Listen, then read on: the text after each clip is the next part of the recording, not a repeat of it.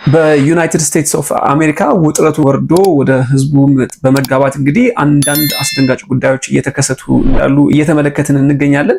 በትላንትናው ዕለት በተደረገ ሰልፍ እንግዲህ በዶናልድ ትራምፕ ተቃዋሚዎች እንዲሁም ደግሞ ደጋፊዎች መካከል ከፍተኛ ውጥረት ተፈጥሮ እንደነበረ ተመልክተናል። በሰዓቱም እንግዲህ ውጥረቱ እንዳይባባስና ወደ ሌላ ችግር እንዳይቀጥል የፖሊስ ኃይሎች ጣልቃ በመግባት የነበረውን ቁጣና ሰጣ ገባ ለማብረድ ሞክረዋል። ተመልክተን እንመለስ።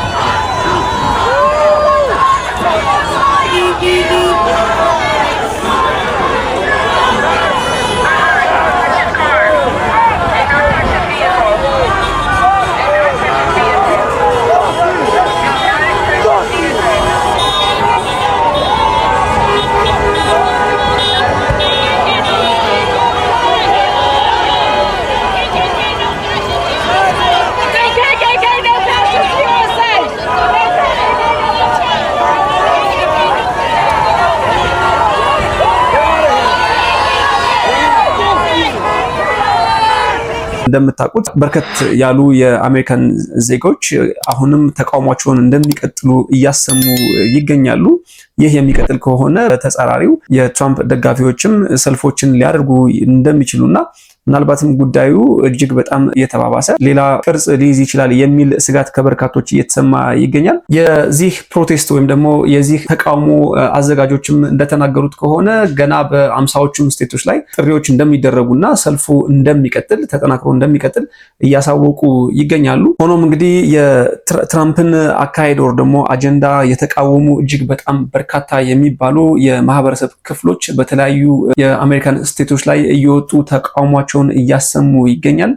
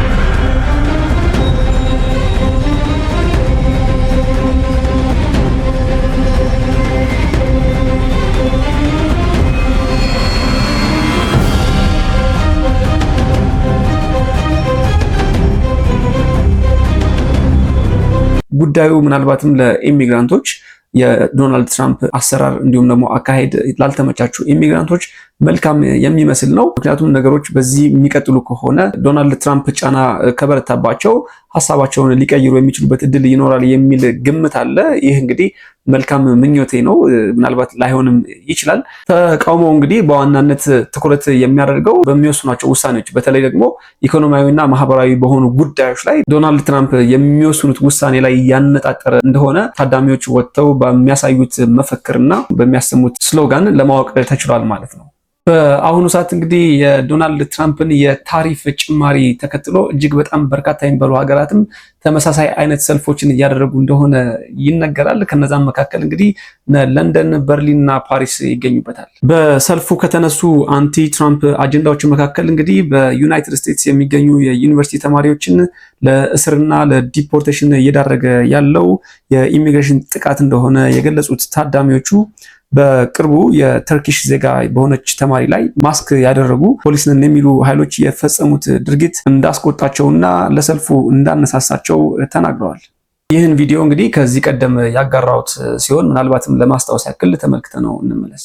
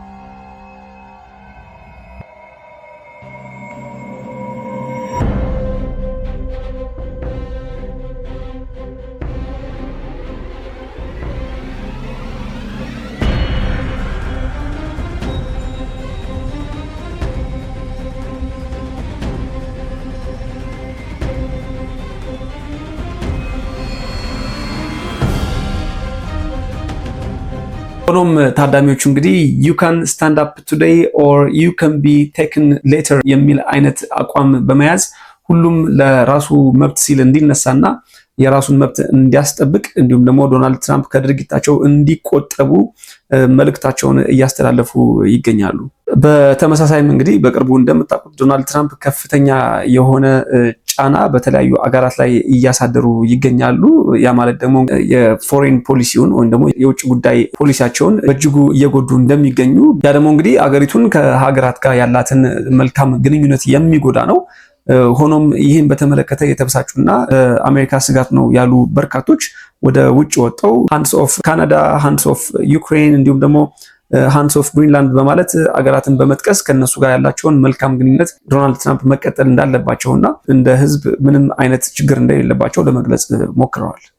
እንደተመለከትነው እንግዲህ ዶናልድ ትራምፕ የአሜሪካን ፖለቲክስ እያበላሸ እንደሆነ እንግዲህ በርካቶች ምስክርነት የሚሰጡ ይመስለኛል። ይህን ለማለት ያበቃኝ ደግሞ እንደምትመለከቱት አሜሪካን ሀገር ውስጥ በዚህ ልክ ከፍተኛ የሆነ እንቅስቃሴና ተቃውሞ ተደርጎ አይተን አናቅም በቅርብ ጊዜ።